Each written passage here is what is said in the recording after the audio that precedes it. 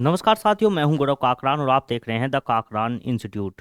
दोस्तों, आज की इस वीडियो में हम बात करने वाले हैं दिल्ली पुलिस कांस्टेबल 2025 की। इस वीडियो में हम आपको करवाने वाले हैं मैथ के टॉप 15 क्वेश्चन जो आपके एग्जाम में पूछे जा सकते हैं। ये जो सेट होने वाले हैं सारे के सारे आपके मिक्स क्वेश्चन के सेट होने वाले हैं। यानी कि कभी आपको परसेंटेज का क्वेश्चन मिल जाएगा, कभी मेंसुरेशन 2D 3D का क्वेश्चन देखने को मिलेगा और सभी चैप्टरों के मिक्स क्वेश्चन आपको देखने को मिलेंगे। आज हम बिल्कुल बेसिक लेवल से शुरू कर रहे हैं, यानी कि हल्के क्वेश्चन से शुरू कर रहे हैं और धीरे धीरे आपका लेवल बढ़ाते जाएंगे और जब तक आपका एग्जाम होता है तब तक आपके लिए प्रैक्टिस सेट करवाते रहेंगे। आप में से बहुत सारे लोग ऐसे होंगे जो सिर्फ प्रैक्टिस कर रहे होंगे, जिन्होंने ऑलरेडी सिलेबस पूरा कर लिया होगा। तो वो लोग इनको मेरे साथ लगाते हुए चलें और मुझे बाद में कमेंट करके बताएं कि आपके 15 में से कितने क्वेश्चन सही हुए और कितने क्वेश्चन गलत हुए। तो चलिए शुरुआत करते हैं इस पहले क्वेश्चन की। सबसे पहला क्वेश्चन है, एक वस्तु को 1200 रुपये में बेचने पर 20% का लाभ होता है, वस्तु का क्रय मूल्य क्या है? बिल्कुल शॉर्ट तरीका आपको बता के चलूंगा। देखिए, 20% का लाभ का मतलब होता है, क्या होता है 20% के लाभ का मतलब कि 100 रुपए की अगर कोई चीज है, 20% का लाभ लिया तो कितने की बिक गई? 120 की बिक गई। 100 की कोई चीज कितने की बिक गई? 120 की। तो हमें अगर क्रय मूल्य निकालना है तो हमें क्या करना पड़ेगा? हमें लिखना पड़ेगा ये 1200। ठीक है, देखिए 100 से 120 पर गए, कब गए? जब हमें विक्रय मूल्य निकालना था। अगर हमें वापस आना है तो हमें 120 से वापस 100 पर आने के लिए क्या करना पड़ेगा? ऊपर तो रख दो 100 और नीचे क्या कर दो? 120 कर दो। 120 से 120 कट जाएगा, एक जीरो तो ये बच गई, 100 ये बच गया, तो आंसर डायरेक्ट कितना आ जाएगा? 1000 आ जाएगा। वैसे जनरली हम इस क्वेश्चन को कैसे करते हैं ये भी आपको समझा देता हूं। देखिए, हम ऐसे करते हैं कि देखिए, क्रय मूल्य गुना कितने परसेंट का लाभ है? 20% का।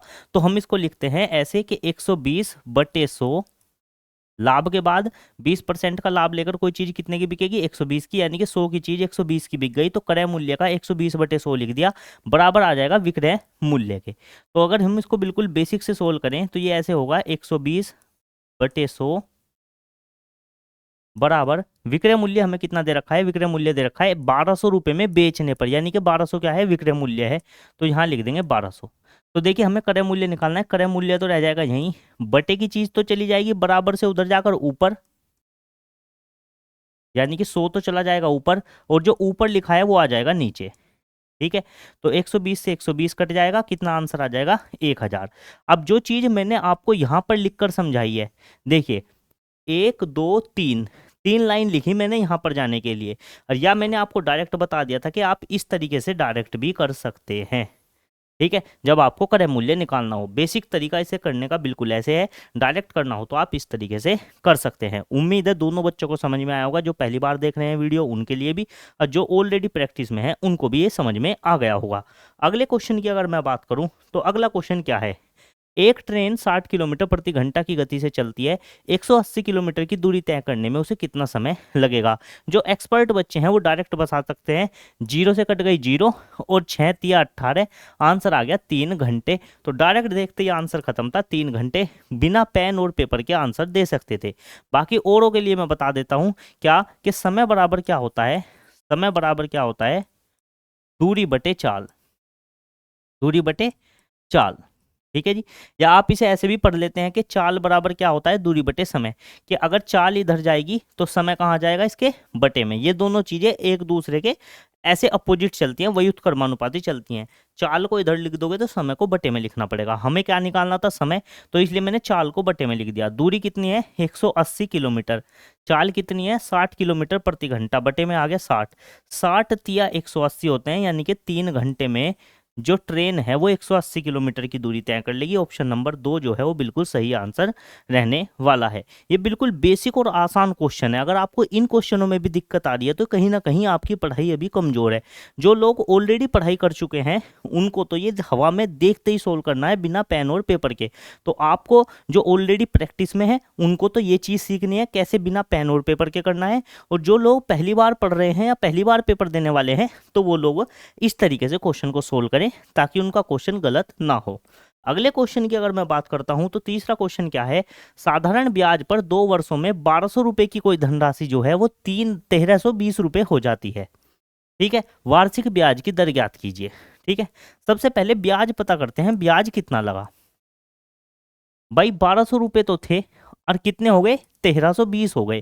तो मैं देखूंगा 1320 में से अगर मैं 1200 को घटा देता हूं तो कितने रुपए का ब्याज मिला? 120 रुपए का ब्याज मिल गया। कितने का? 120 का। कितने साल में? 2 साल में।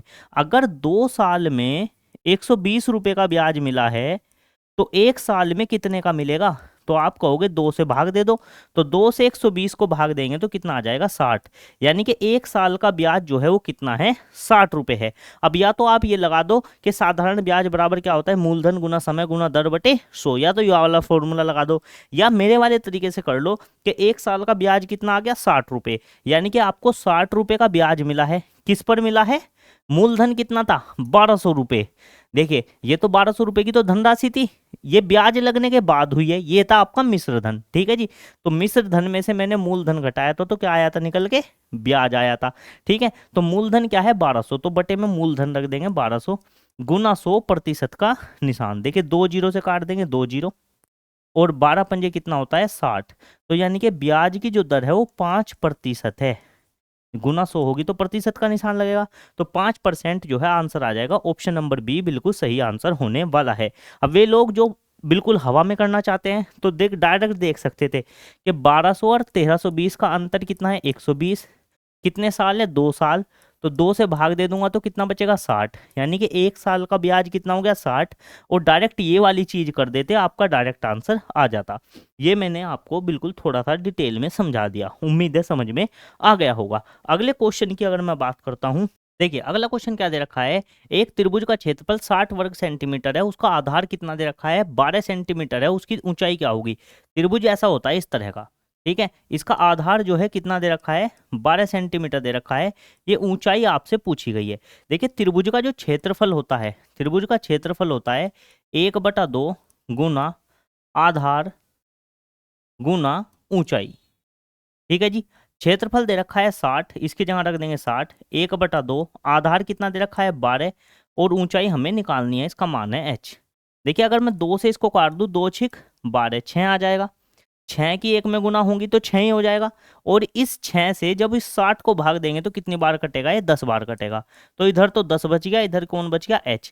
यानी कि त्रिभुज की जो ऊंचाई है वो कितनी है आपकी? 10 सेंटीमीटर होने वाली है। ऑप्शन नंबर बी जो है वो बिल्कुल सही आंसर आपका होने वाला है। तो ये बिल्कुल आपको बेसिक से मैंने समझा दिया। बाकी डायरेक्ट आप कैसे करते? डायरेक्ट ऐसे करते, 1/2, आधार का मान 12 दे रखा है, ऊंचाई निकालनी है बराबर 60। 2 से 1 कटा 6 बार, 6 से इसको भाग दिया तो कितनी बार? 10 बार। h का मान डायरेक्ट कितना आ गया? 10। उम्मीद है क्वेश्चन आपको समझ में आ गया होगा। अगले क्वेश्चन की अगर मैं बात करता हूं तो अगला क्वेश्चन क्या है? देखिए थोड़ा स्पीड से इसलिए चल रहा हूं क्योंकि पेपर नज़दीक है, आपका समय बच सके इसलिए थोड़ा सा स्पीड से मैं चल रहा हूं। अगर आपको थोड़ा स्पीड ज़्यादा लग रही है तो आप मुझे कमेंट करके बता सकते हैं, अगली वीडियो को मैं थोड़ा धीमे से समझा दूंगा। जो भी आपकी दिक्कत हो आप मुझे कमेंट करके बताएं।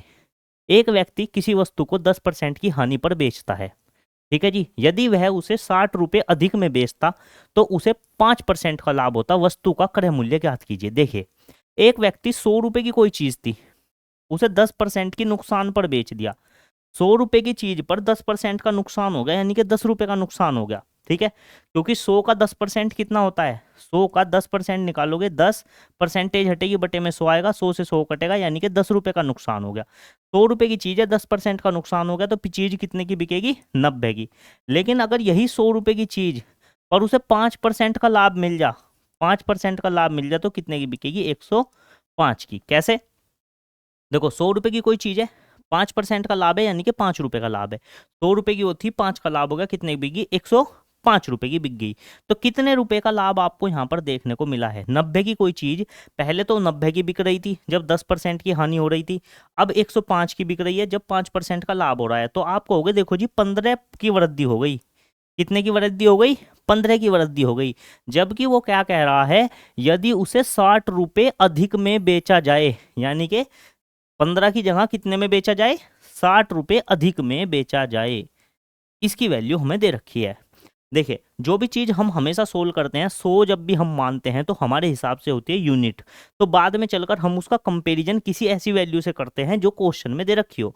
उसने कहा पहले 10% की हानि पर बेच रहा था, यदि वह उसे 60 रुपये ज्यादा में बेचे, यानी कि जो हानि पर बेच रहा था उसकी जगह 60 रुपये ज्यादा में बेचे। कितने रुपए में? 60 रुपये ज्यादा में बेचे, तो उसे कितने का लाभ होगा? 5%। तो हमने क्वेश्चन को आसान करने के लिए पहले तो ये देख लिया 10% की हानि पे कितने की बिक्री थी? 90 की। 5% का लाभ होगा तो 100 की चीज कितने में बेचेगी, 105 की। अब जरूरी नहीं है कि वो संख्या 100 ही हो, हमने 100 को अपनी तरफ से मान लिया।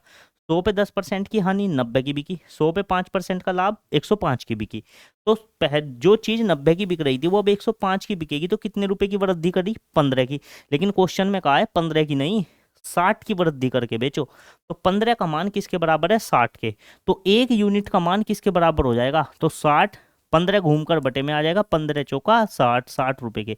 तो 1 यूनिट जो है वो हमारी किसके बराबर है, 4 रुपए के बराबर है। तो जिस चीज को हमने 100 माना है वो कितनी होगी पहले, तो 100 यूनिट जिसको माना है तो आप कहोगे 100, 1 यूनिट का मान है 4, 4 की गुना कर देंगे, यानी कि 400 रुपये। यानी कि जिस चीज को हम कह रहे हैं 100, वो तो कितनी थी, 400 रुपये थी, और उस पर 10% की हानि हो रही थी, उसे फिर 60 रुपये ज़्यादा में बेच रहे थे तो उस पर 5% का लाभ हो रहा था। जब भी आपको इस तरह का फ्रेम क्वेश्चन मिले, ये सेम ऐसे ही आपको क्वेश्चन पूछा जाएगा हमेशा। ये फिक्स पैटर्न का क्वेश्चन है, हमेशा ऐसे ही पूछा जाता है और आपको हमेशा इस क्वेश्चन को ऐसे ही करना है। आप और इसे कैसे कर सकते थे, इसका एक और शॉर्ट तरीका है। वैसे वो शॉर्ट तरीका तभी है जब आपको ये चीज़ समझ में आ गई हो। आपको सीधा देखना है 10% की हानि का मतलब 90, इसका लाभ का मतलब 105, कितने बढ़ गए 15, वहाँ कितने दे रखे हैं 60, 15 चौका 60, 1 यूनिट का मान किसके बराबर है 400 के। यहाँ क्या चीज़ थी 100, तो 4 की 100 में गुना होगी तो 400। बिना पेन और पेपर के भी ये क्वेश्चन सोल्व हो जाता है। अगर किसी ने ये वाला क्वेश्चन घर पे ही 5 से 10 बार प्रैक्टिस कर लिया तो फिर उसको इस क्वेश्चन का पैटर्न पता चल जाता है और फिर पेपर में वो बिना पेन और पेपर के इसको करके आता है। अगले क्वेश्चन की बात करूं, अगले क्वेश्चन की बात करते हैं। देखिए क्या दे रखा है, यदि किसी संख्या का 25% कितना है 60 है, तो उस संख्या का 40% पूछा है। आप इस क्वेश्चन को इस तरीके से बनाइए कि देखिए 25% किसके बराबर है 60 के, और आपसे कितना पूछा है 40% आपसे पूछा है। ठीक है, आप इसको 5 से भाग दे दो दोनों तरफ, 5 से इसको भाग देंगे 5 पंजे 25, 5 से इसको भाग देंगे कितनी बार कटेगा 12 बार। ठीक है, 5% का मान कितना हो गया 12, 40% का पूछा है, 5 में कितने की गुना करूँ 40 बन जाए, तो आप कहोगे 8 की। तो मैं कहूंगा 12 में भी किसकी गुना कर दो 8 की, 12 अट्ठे 96। इसका मतलब है 40% का मान कितना हो गया, डायरेक्ट 96 हो गया। आंसर खत्म, ऑप्शन नंबर सी जो है वो बिल्कुल सही आंसर रहने वाला है। ठीक है, और कैसे कर सकते थे आप कहोगे जी समझ में नहीं आया। मैं कहूँगा 25% का मान कितना दे रखा था 60, तो 1% का मान निकाल लो, 1% का मान आ जाएगा 60/25। आपसे कितना पूछा है 40%, तो जितने का पूछा है उसकी सिंपल गुना कर दो, 60/25 गुना 40 कर दिया जी। 5 से काटो, 5 पंजे 25, 5 से काटो कितनी बार कटेगा 12 बार, 5 से इसको काट दो 5 अठे 40, 12 अट्ठे 96, तो कितना आ गया 96।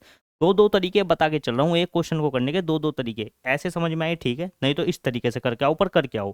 और क्या डायरेक्ट तरीका हो सकता था, बिल्कुल सिंपल और एक लाइन का आंसर अगर मैं आपको बताऊं तो इस तरीके से करते कि इधर तो लिखते 60, इसके बटे में लिख देते 25, पूछा किसका है 40 का, तो गुना कर देते 40 की।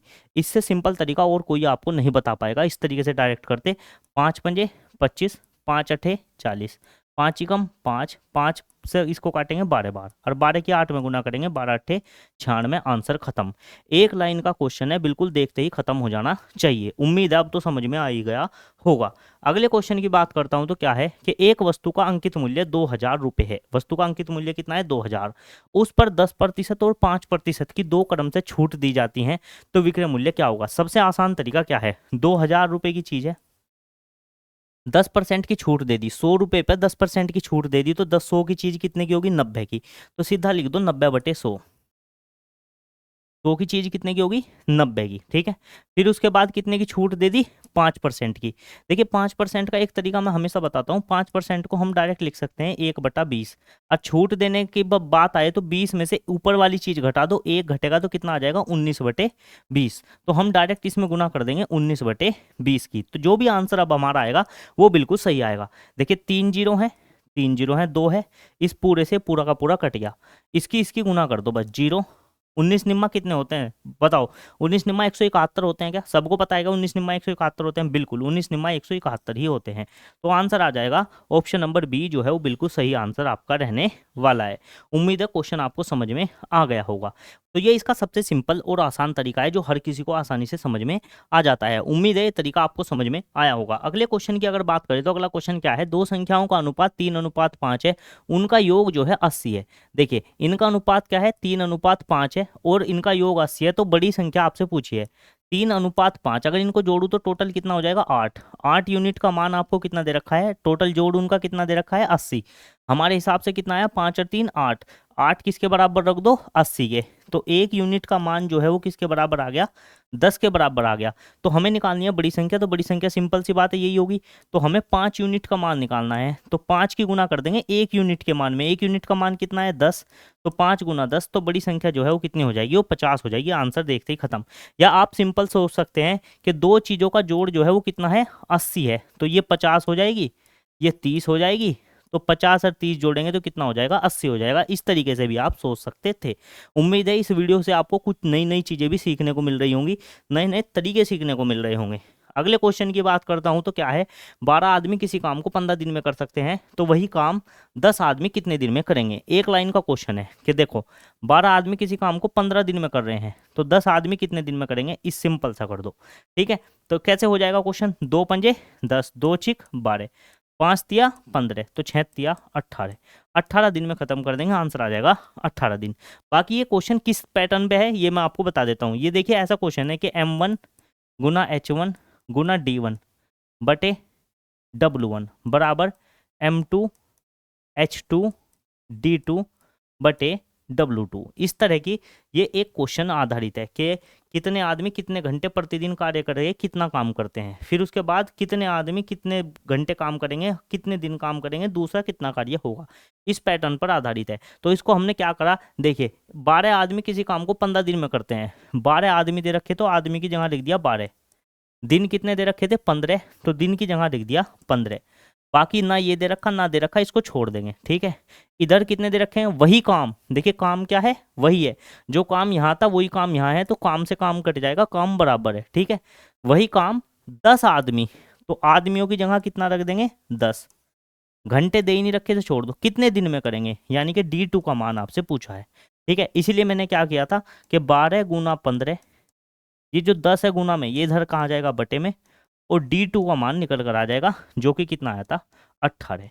ठीक है, अब आपको समझ में आया होगा किस कॉन्सेप्ट पर आधारित ये क्वेश्चन था जो मैंने इस तरीके से डायरेक्ट किया है। ठीक है, तो चलिए उम्मीद है आपको समझ में आया होगा। अगले क्वेश्चन की अगर मैं बात करता हूँ, अगला क्वेश्चन क्या है, एक छात्र 600 अंकों में से 420 अंक प्राप्त करता है तो उसका प्रतिशत ज्ञात कीजिए। देखिए जितने प्राप्त किए अंक वो तो रख दो ऊपर, टोटल अंक रख दो नीचे, गुना 100 प्रतिशत का निशान, 2 जीरो से 2 जीरो कट गई, 6 सत्ते 42, 70 बच गया। आंसर सीधा कितना आ गया 70%। आप सोच रहे होंगे इतने आसान क्वेश्चन थोड़ा ही पूछेगा, भाई कई बार पूछ भी लेता है, लेकिन जो लोगों को ये क्वेश्चन भी नहीं हो रहे तो उनको और बेसिक पढ़ने की जरूरत है, पहले वो अपना बेसिक कंप्लीट करें।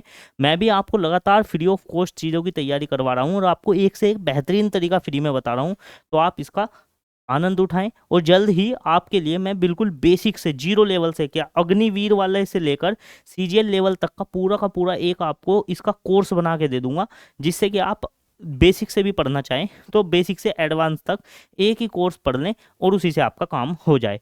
तो ये आपके लिए प्रैक्टिस क्लास चल रही है फिलहाल, तो इसीलिए आपको उस तरीके से मैं क्वेश्चन करा रहा हूँ। उम्मीद है पहली बार जो देख रहा होगा उसको भी समझ में आ रहा होगा। अगले क्वेश्चन की बात करते हैं। अगला क्वेश्चन क्या है, दो संख्याओं का जोड़ कितना है 45 है, उनका गुणनफल 126 है, वे संख्याएं क्या हैं। देखिए दो संख्याएं जिनकी गुना करें, सॉरी दो संख्याएं जिनका जोड़ तो कितना है 45 और जिनका गुणनफल कितना है जी 126। अगर आप अंदाजा लगा सकते हैं तो लगा लीजिए, यहाँ पर से भी आप अंदाजा लगा सकते हैं, ऑप्शन से आप चेक कर सकते हैं कि कौन सी संख्या है। देखिए इन दोनों को जोड़ेंगे तो इन दोनों का जोड़ कितना है 45 है, बिल्कुल सही। इनको जोड़ेंगे इनका जोड़ भी 45 है, इनको जोड़ेंगे 45 है, इनको जोड़ेंगे 45 है, यानी कि चारों के चारों ऑप्शन ऐसे हैं जिनको जोड़ने पर तो 45 आ रहा है। अब हमें देखना है कौन सी संख्या ऐसी है, कौन सा ऑप्शन ऐसा है जिसकी गुना करने पर 126 आए, या मैं ये चेक करूंगा जिसके बाद में कितना आ जाए 6 आ जाए। तो इकाई के अंक की आपस में गुना करो, देखो 9 छिक 54, तो बाद में कितना आएगा 4, ये ऑप्शन तो हो गया गलत। 4 एकम 4, इसके बाद में क्या आएगा गुना करने पर 4, इन दोनों की आपस में गुना करेंगे तो 4 ही कम 4 आएगा इनके बाद में भी, ना तो ये आंसर होगा ना ये, एक बचा ये आंसर होगा। देखो 8 की 7 में गुना करेंगे, 8 सती 56 का 6, बाद में कितना आएगा 6, और हमें बाद में कितना चाहिए 6 ही चाहिए, तो आपको और कुछ करने की जरूरत ही नहीं पड़ी, ऑप्शन का सहारा लिया, आंसर कर दे दिया। देखिए देखते ही इस तरह से आपका एक क्वेश्चन हो जाएगा। उम्मीद है क्वेश्चन आपको समझ में आ गया होगा। अगले क्वेश्चन की अगर हम बात करते हैं 12वें क्वेश्चन की, एक वृत्त की परिधि 44 सेंटीमीटर है तो उसकी त्रिज्या क्या होगी। वृत्त की परिधि होती है देखो 2πr, और ये कितनी दे रखी है 44, पाई का मान होता है जी 22/7 गुना r बराबर 44।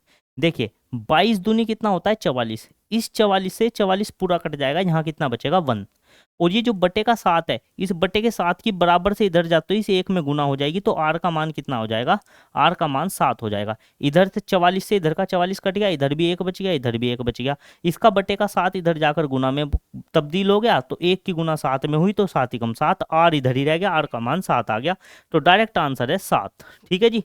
अगले क्वेश्चन की अगर हम बात करते हैं तो अगला क्वेश्चन क्या है, एक वस्तु की कीमत पहले 20% बढ़ाई जाती है फिर 10% कमी की जाती है, तो कुल परिवर्तन क्या है आपसे पूछा गया है। देखिए इसका सबसे आसान तरीका क्या होता है, जब एक बार किसी चीज का मूल्य बढ़ाया जाए दूसरी बार घटाया जाए तो फॉर्मूला लगता है x माइनस वाई माइनस के x गुना वाई बटे 100%। ठीक है जी। अब आंसर प्लस में आएगा तो वृद्धि, अगर माइनस में आएगा तो कमी। ठीक है जी। तो x का मान कितना है, पहले 20% बढ़ाया गया 20, 10% घटाया गया 10 माइनस के 20 गुना 10/100, 2 जीरो से कट गई 2 जीरो, 2 ही कम कितना हो गया 2, ये प्लस का 20 है ये माइनस का 10, 20 में से 10 गए प्लस के कितने बच गए 10, माइनस 2 ही कम 2, तो 10 में से 2 गए कितने बच गए 8, प्रतिशत का निशान चला रहा है, तो 8%। आंसर प्लस में आया है माइनस में, आप कहोगे प्लस में, तो इसका मतलब है 8% की कुल मिलाकर ओवरऑल क्या हुई है, वृद्धि हुई है, तो 8% की बढ़ोतरी आंसर जो है वो बिल्कुल सही हो जाता। अगर ये आंसर गलती से माइनस में आता तो आंसर में क्या आ जाती, 8% की कमी आ जाती। ठीक है जी। उम्मीद है ये क्वेश्चन भी आपको समझ में आ गया होगा। अगले क्वेश्चन की अगर बात करते हैं तो अगला क्वेश्चन क्या है, एक नाव स्थिर जल में 10 किलोमीटर प्रति घंटा की दर से चल सकती है, यदि धारा की गति 2 किलोमीटर प्रति घंटा है तो नाव की गति धारा के विरुद्ध क्या होगी। ठीक है, एक नाव स्थिर जल में कितना चल सकती है 10 किलोमीटर प्रति घंटा। अगर स्थिर जल है, जल स्थिर है तो जल की तो कोई चाल है नहीं, सिर्फ नाव की चाल है, यानी कि नाव की चाल जो है वो कितनी दे दी 10 किलोमीटर प्रति घंटा। यदि धारा की गति, धारा का मतलब है पानी, पानी की गति जो है वाटर जिसे कहते हैं उसकी गति कितनी दे रखी 2 किलोमीटर प्रति घंटा। तो पूछा है यदि नाव की गति धारा के विरुद्ध हो, ठीक है, यानी कि नाव तो इधर से जा रही हो और धारा इधर से आ रही हो, तो पूछा है तो बताओ नाव की गति क्या होगी। अब देखिए एक चीज देखिए, 10 किलोमीटर प्रति घंटा की रफ्तार से कोई चीज इधर से जा रही है और 2 किलोमीटर प्रति घंटा की रफ्तार से पानी उसको रोक रहा है। ठीक है, ये इधर से चल रहा है ये इधर से रोक रहा है, तो आंसर आएगा 10 माइनस के 2, यानी कि नाव जो आगे बढ़ेगी वो 8 किलोमीटर प्रति घंटा की रफ्तार से आगे बढ़ती रहेगी, तो आंसर हो जाएगा 8 किलोमीटर प्रति घंटा। तो डायरेक्ट आपको क्या करना है, अगर धारा के विरुद्ध पूछा जाए तो आपको b माइनस डब्लू कर देना है, यानी कि 10 माइनस के 2 8। अगर धारा की साथ पूछ ले कि इधर को तो जा रही थी बोट, इधर ही पानी की धारा भी चल रही है, तो ऐसे में आपको b प्लस डब्लू कर देना है, यानी कि 10 प्लस के 2, तब आंसर हो जाता 12 किलोमीटर प्रति घंटा। लेकिन हमसे पूछा है धारा के विरुद्ध, तो मेरा आंसर जो सही माना जाएगा वो माना जाएगा 8 किलोमीटर प्रति घंटा, जो कि ऑप्शन नंबर सी दे रखा है। उम्मीद है ये क्वेश्चन भी आपको समझ में आ गया होगा। अगले और लास्ट क्वेश्चन की अगर बात करें आज की इस वीडियो की, तो एक वस्तु का क्रय मूल्य 800 रुपये है, उस पर 15% का लाभ प्राप्त करने के लिए विक्रय मूल्य क्या होगा। 800 रुपये की कोई चीज़ है, उस पर 15% का लाभ लेना हो, तो देखिए 15% का परसेंटेज हटाएंगे बटे में 100 आएगा, लाभ कितने का है 15 का, तो 100 में 15 जोड़ देंगे, लाभ है तो जोड़ेंगे और हानि होती तो घटाते, लाभ हुआ तो 100 में 15 जोड़ेंगे तो कितना हो जाएगा 115, तो हम डायरेक्ट निकाल देंगे 115 बटे 100, तो आपका डायरेक्ट क्या आ जाएगा निकल के, विक्रय मूल्य निकल कर आ जाएगा। 2 जीरो से 2 जीरो कट जाएंगी, 8 की गुना बस कित में करनी है 115 में करनी है, विक्रय मूल्य निकल कर आ जाएगा। कितना आएगा देखिए 8 पंजे 40 हासिल लगे, 4, 11 आठे 88, 88 और 4 कितने हो जाएंगे, 88 और 4 हो जाएंगे 92, यानी कि विक्रय मूल्य कितना है, 920 रुपये है। आंसर हो जाएगा ऑप्शन नंबर बी, 920 दे रखा है। तो उम्मीद है आज की इस वीडियो के 15 क्वेश्चन जो कि बिल्कुल बेसिक लेवल के मैंने लिए थे आपको समझ में आए होंगे, और उन लोगों को भी बहुत अच्छे से समझ में आए होंगे जो ऑलरेडी प्रैक्टिस में हैं, और उनको ये भी पता चला होगा कि कैसे आप बिना पेन और पेपर के भी इन क्वेश्चन को कर सकते हैं। और वो लोग जो पहली बार एग्जाम देने जा रहे हैं और पहली बार वीडियो देख रहे हैं, तो उनको भी बेसिक समझ में आए होंगे कि किस तरीके से इनके बेसिक काम करते हैं और इन क्वेश्चन को हम सोल्व कर सकते हैं। तो अगर ये वीडियो आपको अच्छी लगी है तो वीडियो को लाइक करें। अगर आपका कोई डाउट है, आपकी कोई समस्या है, तो आप हमें कमेंट करके बताएं, उसका समाधान भी किया जाएगा। अगर आप चैनल पर नए हैं तो चैनल को सब्सक्राइब करके बेल आइकन दबा लें, ताकि इसी तरह की वीडियोस आपके पास हमेशा आती रहें और उसका नोटिफिकेशन आपको मिलता रहे। तो मिलते हैं अगली वीडियो में, तब तक के लिए सभी को नमस्कार, जय हिंद, जय भारत।